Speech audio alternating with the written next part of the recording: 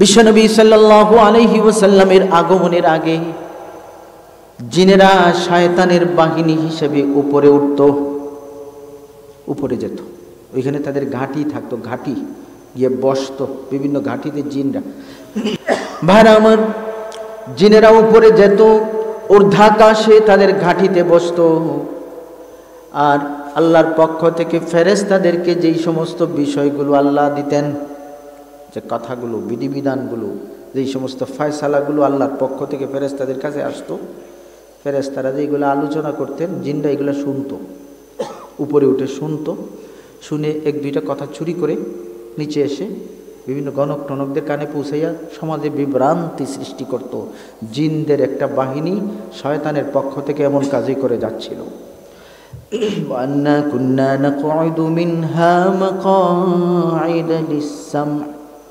তারা বলে, হে, আমরা গিয়ে বসতাম ঘাঁটিতে, সংবাদ শোনার জন্য ঘাঁটিতে বসতাম। ভাইরা আমার, এইভাবে চলতেছিল তাদের চুরি। হঠাৎ তারা লক্ষ্য করলো আর উপরে যেতে পারে না। আগে যেভাবে ওপেন যেত, এখন এটা পারে না। পারে না কেন?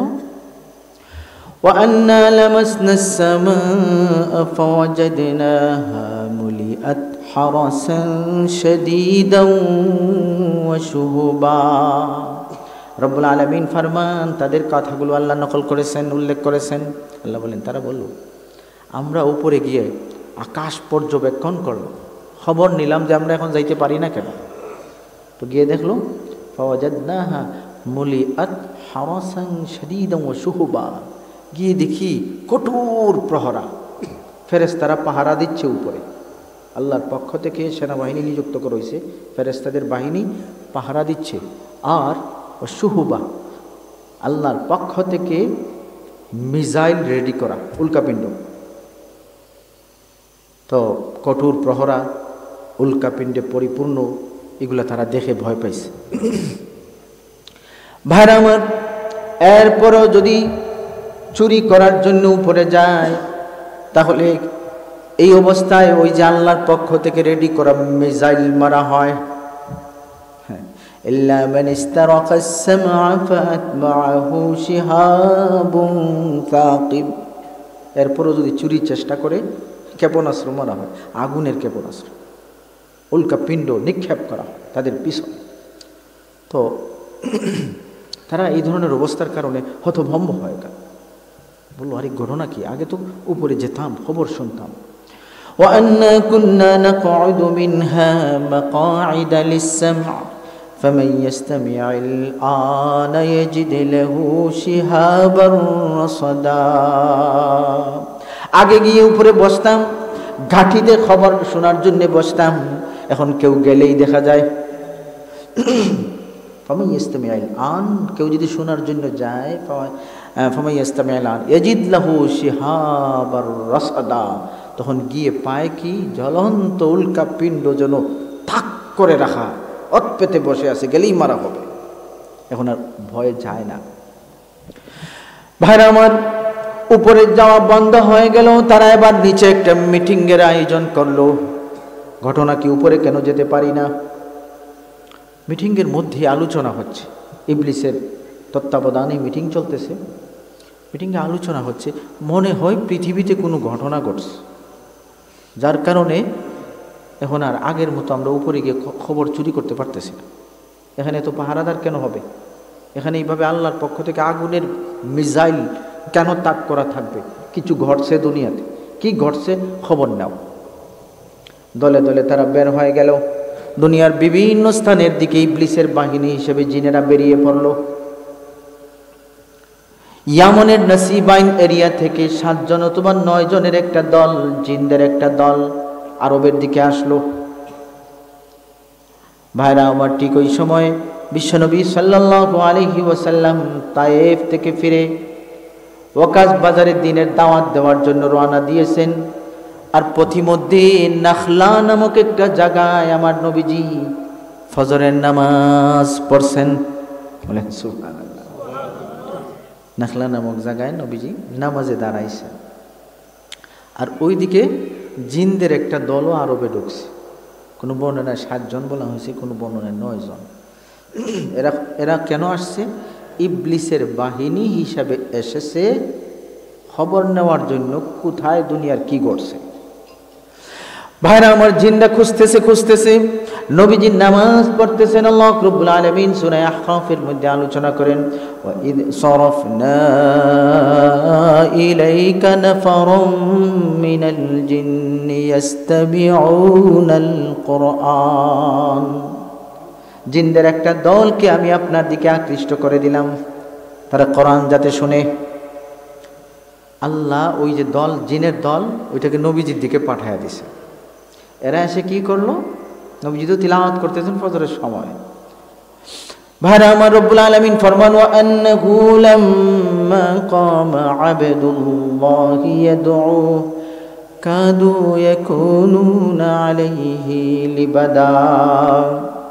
আল্লাহ বলেন, আল্লাহর বান্দা যখন দাঁড়িয়ে আল্লাহকে ডাকতেছিল, মানে নবীজি যখন নামাজ পড়তেছিলেন, ওই সময় জিনদের একটা দল নবীজির চতুর্দিকে এসে ভিড় করলো। বলেন সুবহানাল্লাহ। নবীজি তো জানেন না, নবীজি তো নামাজ পড়তেছেন, ফজরের নামাজে তিলাওয়াত করতেছেন, এইদিকে জিনরা এসে ঘেরাও করছে।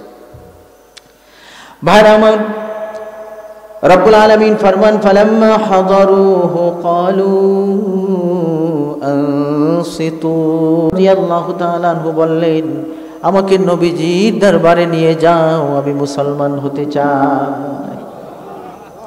যিনি খোলা তলোয়ার নিয়ে রওনা দিয়েছিলেন নবীজিকে শহীদ করবেন, তিনি কোরআনের আকর্ষণে, কোরআনের মাধ্যমে এমন পরিবর্তন হয়ে গেলেন, ওই রাস্তা থেকেই তিনি ইসলাম কবুলের জন্য নবীর দরবারে হাজির হয়ে গেলেন। তো বলছিলাম, দিলের পরিবর্তন দরকার, মানুষ ঠিক করার দরকার, ভিতর ঠিক করার দরকার। আর এটা ঠিক করা কোনো মানুষের ফর্মুলায় হবে না, যিনি মানুষ বানাইছেন তার ফর্মুলাই মানুষ ঠিক করতে হবে। আর মানুষ ঠিক করার ফর্মুলা দিয়ে আল্লাহ কোরআন নাজিল করেছেন, এবং এই কোরআনকে আল্লাহ এত শক্তিশালী বানায় দিয়েছেন যে শুধু মানুষ না, জিন নূরের আগুনের তৈরি জিনরে পরিবর্তন করে দিচ্ছে, নূরের তৈরি ফেরেশতার অন্তরে আলোড়ন সৃষ্টি করে দিচ্ছে। সেই জায়গায় আমরা মাটির মানুষ যদি এই আল্লাহর দেওয়া ফর্মুলা অনুযায়ী নিজেকে ঠিক করার ব্যবস্থা নিতে পারি, তাহলে আমরাও তো এমন মানুষ হব, মাটির মানুষ সোনার মানুষ হয়ে যাবে। বলেন সুবহানাল্লাহ। সেজন্য ভাইরা আমার, আমরা নিজেদেরকে ঠিক করে শান্তির ফর্মুলা গ্রহণ করি, আর না হয় যত সংস্কারই করা হোক, শান্তির আশা কখনো পূরণ হবে না। ভাইরা আমার, আপনারা জানেন বর্তমানে আমাদের দেশে বিভিন্ন ধরনের সংস্কার কর্মসূচি চলমান, বিভিন্ন ধরনের সংস্কারের কর্মসূচি চলতেছে। তো কিসের সংস্কার, কেন সংস্কার, এই দুই কথার সংক্ষিপ্ত জবাব হলো, কিসের সংস্কার? সিস্টেমের সংস্কার, ফর্মুলার সংস্কার।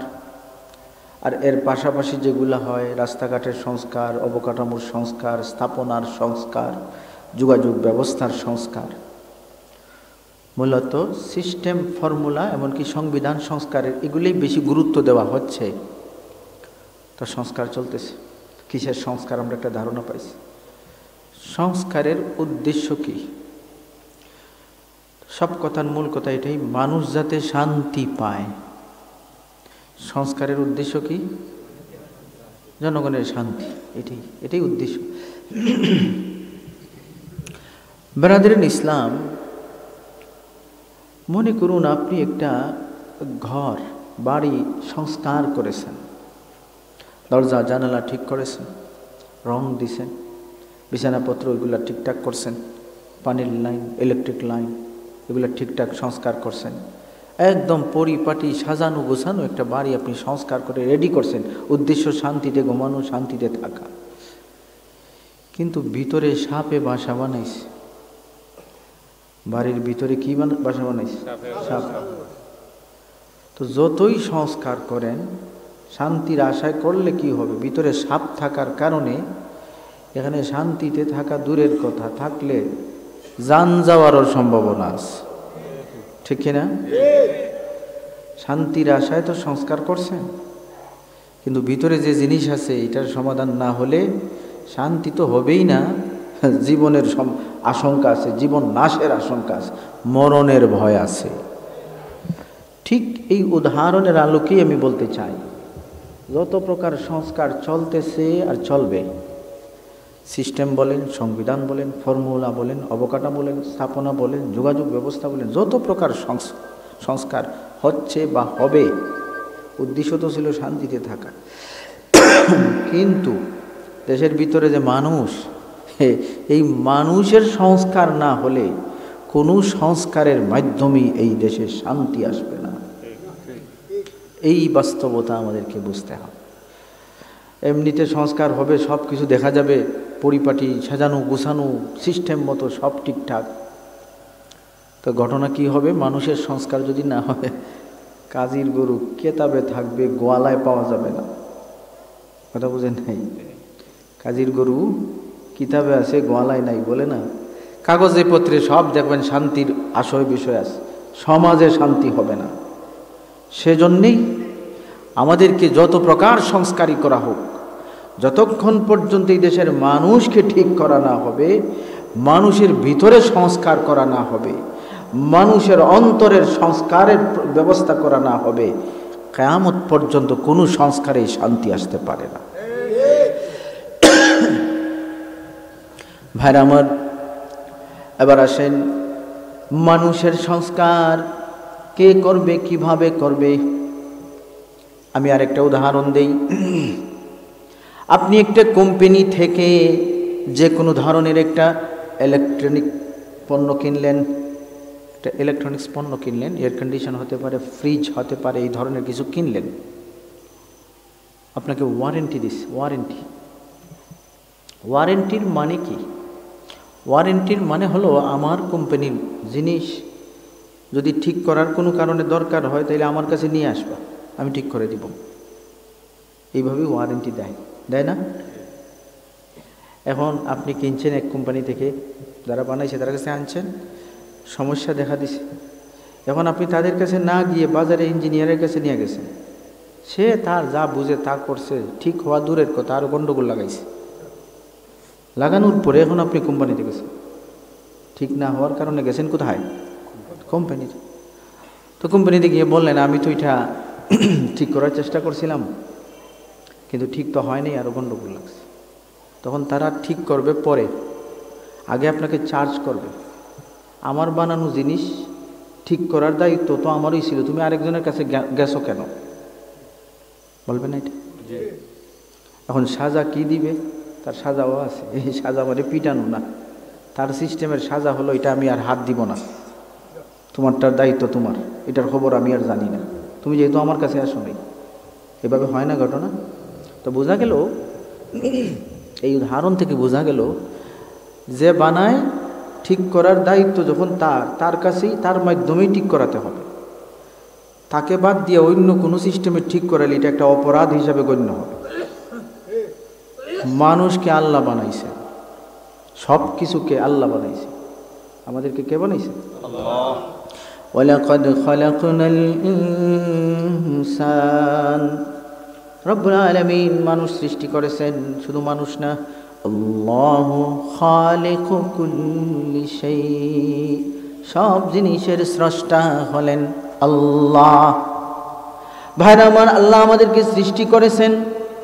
এখন কোনো কারণে আমাদের যদি ঠিক করার কোনো বিষয় আসে, মানুষকে ঠিক করার কোনো ব্যাপার স্যাপার থাকে, যিনি বানাইছেন তার ফর্মুলায়, তার মাধ্যমেই ঠিক করাতে হবে।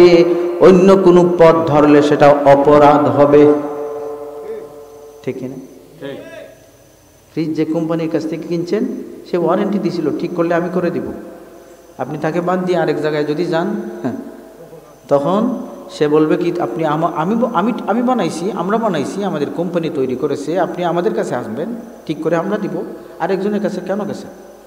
তো এটা চার্জও করবে, শাস্তিও দিবে। শাস্তি কি দিবে? আমরা এটা ঠিক করবো না, আপনি জরিমানা দিতে হবে টাকা অন্যখানে গিয়ে। ঠিক এইভাবে যে আল্লাহ আমাদেরকে সৃষ্টি করেছেন মানুষ, ওই মানুষকে কিভাবে ঠিক করতে হবে বানানে ওয়ালাই ফর্মুলা দিছে। এখন আমরা যিনি আমাদেরকে বানাইলেন তার ফর্মুলা বাদ দিয়া আমরা যদি মন গড়া সিস্টেমে আমরা নিজেরা বিভিন্ন ধরনের ফর্মুলা গ্রহণ করি, তাহলে এটা আমাদের জন্য অপরাধ হবে, আমরাও শাস্তির মুখোমুখি হতে হবে।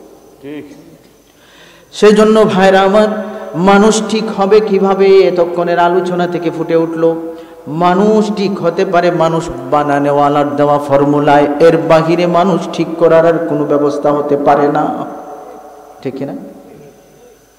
আমি আমার কথাগুলো জানি না কতটুকু বুঝতেছেন। মানুষ ঠিক না করলে শান্তি নাই, আর মানুষ ঠিক করতে হলে যিনি বানাইছেন তার ফর্মুলাই ঠিক করতে হবে, অন্য কোনো ফর্মুলায় করার ব্যবস্থা নাই। এখন যিনি মানুষ বানাইছেন তার ফর্মুলায় ঠিক করার ব্যবস্থা কি? আল্লাহ এই মানুষ ঠিক করার ফর্মুলা দিয়েই কোরআন নাজিল করছেন, বলেন সুবহানাল্লাহ। মানুষ ঠিক করার ফর্মুলা দিয়ে কি করেছেন? কোরআন নাজিল করেছেন। সুতরাং মানুষ যদি ঠিক হতে হয়, মানুষের ভিতর ঠিক করতে হয়, আত্মার সংশোধন করতে হয়, আদত আখলাক আমল আকীদা ঠিক করতে হয়, অন্য কোনো ফর্মুলা না হয়, কোরআনের আলোকেই মানুষ নিজেকে ঠিক করতে হবে। ভাইরা আমার, এই কোরআনে কারীমের মধ্যে আল্লাহ রাব্বুল আলামিন এমন একটা সুপার পাওয়ার দান করেছেন, এটা ভিতর ঠিক করে, ভিতরে পরিবর্তন করে, এমন দ্রুত অ্যাকশন করে ভিতরে, যেটা আপনি কল্পনাও করতে পারবেন না, এমন জায়গায় পরিবর্তন করে কল্পনাও করতে পারবেন না। যেমন দেখেন, মানুষের চেয়ে শক্তিশালী হলো জিন। জিন একটা হালকা পাতলা মানুষের যদি জিনে ধরে, আগে তারে এক হাত দিয়ে আপনি ধরলে আটকাইছেন, এটা জিনে ধরছে, এবং 3-4 জনে মিলেও আটকানো যায়। তো মানুষ বলে কি জিনে ভর করছে, এর কারণেই এত শক্তি, বলে না? তো দেখা গেল মানুষের যে জিনের শক্তি বেশি। জিন মানুষের উপর আসর করে, জিনের উপর কোরআন আসর করে, বলেন সুবহানাল্লাহ। কোরআনে আল্লাহ এমন একটা শক্তি দিয়েছেন, হ্যাঁ, যেই শক্তিটা শুধু মানুষের মধ্যে এফেক্ট করে সেটা নয়, আগুনের তৈরি জিনের দিলটাও কোরআন পরিবর্তন করে দেয়। ভাইরা আমার, আল্লাহ রাব্বুল আলামিন কোরআনে কারীমে এই প্রসঙ্গে অনেক আলোচনা করেছেন। সূরা, এই যে সূরা তিলাওয়াত করলাম, জিনদের নামে সূরায় আল্লাহ দিয়ে দিয়েছেন। কিভাবে জিনদের মধ্যে কোরআন অ্যাকশন করে বোঝার জন্য বলি। বিশ্বনবী সাল্লাল্লাহু আলাইহি ওয়াসাল্লামের আগমনের আগে জিনেরা শয়তানের বাহিনী হিসেবে উপরে উঠত, উপরে যেত, ওইখানে তাদের ঘাঁটি থাকতো, ঘাঁটি গিয়ে বসতো, বিভিন্ন ঘাঁটিতে জিনরা। কয়েলটা সরাই দিলে ভালো, আমার অসুবিধা হবে। উপরে তারা ঘাঁটি বানাইছিল।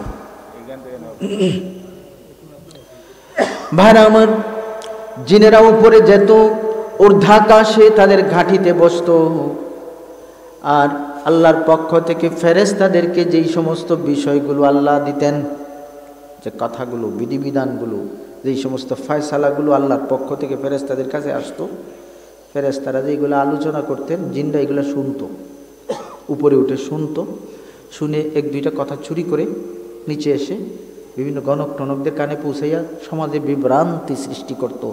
জিনদের একটা বাহিনী শয়তানের পক্ষ থেকে এমন কাজই করে যাচ্ছিল।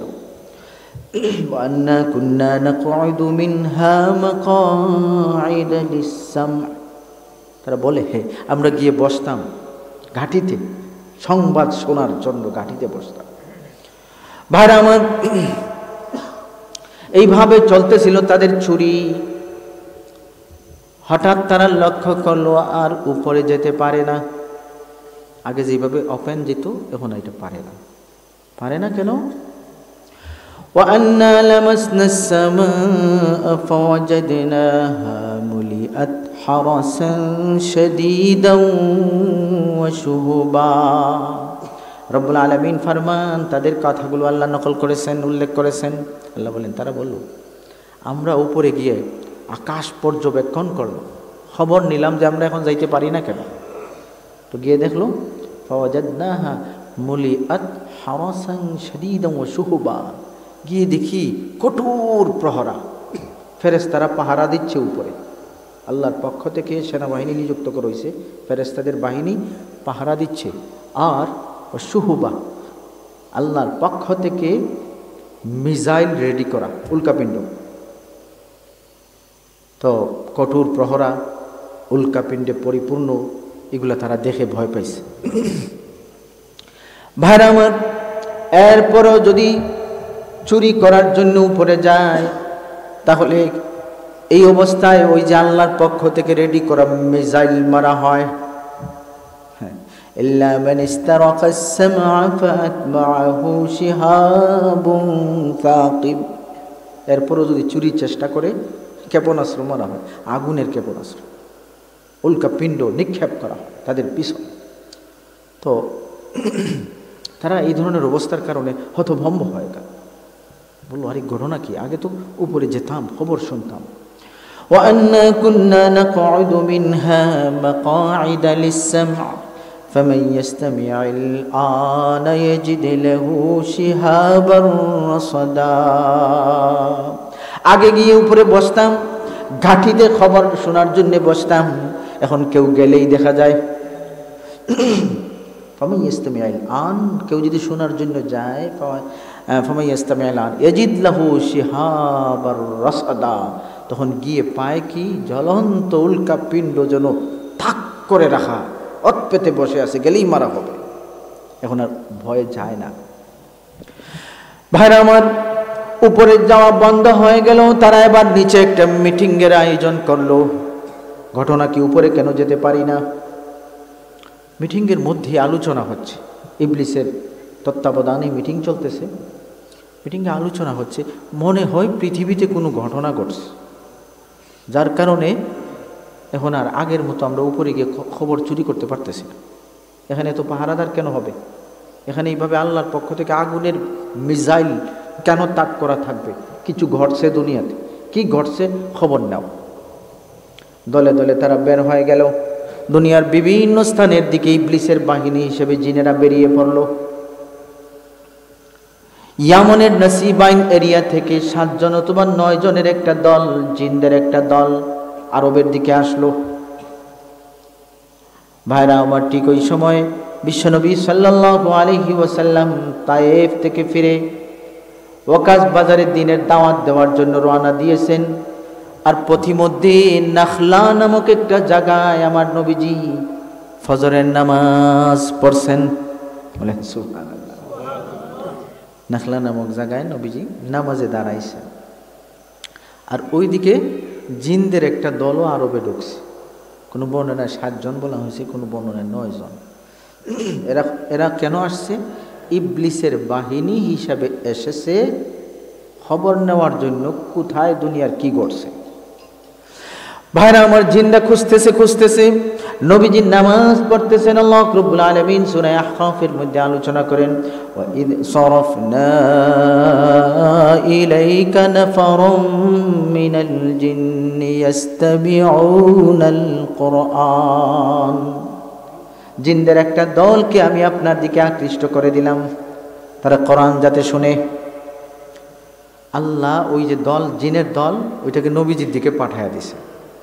এরা এসে কি করলো? নবীজি তো তিলাওয়াত করতেছেন ফজরের সময়। ভাইরা আমার, রব্বুল আলামিন ফরমান, ওয়া আন্নাহু লাম্মা কামা আবদুল্লাহি ইয়াদউ কাদু ইয়াকুনুনা আলাইহি লিবাদা। আল্লাহ বলেন, আল্লাহর বান্দা যখন দাঁড়িয়ে আল্লাহকে ডাকতেছিল, মানে নবীজি যখন নামাজ পড়তেছিলেন, ওই সময় জিনদের একটা দল নবীজির চতুর্দিকে এসে ভিড় করলো। বলেন সুবহানাল্লাহ। নবীজি তো জানেন না, নবীজি তো নামাজ পড়তেছেন, ফজরের নামাজে তিলাওয়াত করতেছেন, এইদিকে জিনরা এসে ঘেরাও করছে। ভাইরা আমার, রব্বুল আলামিন ফরমান, ফালাম্মা হাদারুহু ক্বালু আনসিতু। আল্লাহু তাআলা আনহু বললেন, আমাকে নবীজির দরবারে নিয়ে যাও, আমি মুসলমান হতে চাই। যিনি খোলা তলোয়ার নিয়ে রওনা দিয়েছিলেন নবীজিকে শহীদ করবেন, তিনি কোরআনের আকর্ষণে, কোরআনের মাধ্যমে এমন পরিবর্তন হয়ে গেলেন, ওই রাস্তা থেকেই তিনি ইসলাম কবুলের জন্য নবীর দরবারে হাজির হয়ে গেলেন। তো বলছিলাম দিলের পরিবর্তন দরকার, মানুষ ঠিক করার দরকার, ভিতর ঠিক করার দরকার। আর এটা ঠিক করা কোনো মানুষের ফর্মুলায় হবে না, যিনি মানুষ বানাইছেন তার ফর্মুলাই মানুষ ঠিক করতে হবে। আর মানুষ ঠিক করার ফর্মুলা দিয়েই আল্লাহ কোরআন নাজিল করেছেন, এবং এই কোরআনকে আল্লাহ এত শক্তিশালী বানায় দিয়েছেন যে শুধু মানুষ না, জিন নূরের আগুনের তৈরি জিনরে পরিবর্তন করে দিচ্ছে, নূরের তৈরি ফেরেশতার অন্তরে আলোড়ন সৃষ্টি করে দিচ্ছে। সেই জায়গায় আমরা মাটির মানুষ যদি এই আল্লাহর দেওয়া ফর্মুলা অনুযায়ী নিজেকে ঠিক করার ব্যবস্থা নিতে পারি, তাহলে আমরাও তো এমন মানুষ হব, মাটির মানুষ সোনার মানুষ হয়ে যাবে। বলেন সুবহানাল্লাহ। সেজন্য ভাইরা আমার, আমরা নিজেদেরকে ঠিক করে শান্তির ফর্মুলা গ্রহণ করি, আর না হয় যত সংস্কারই করা হোক শান্তির আশা কখনো পূরণ হবে না।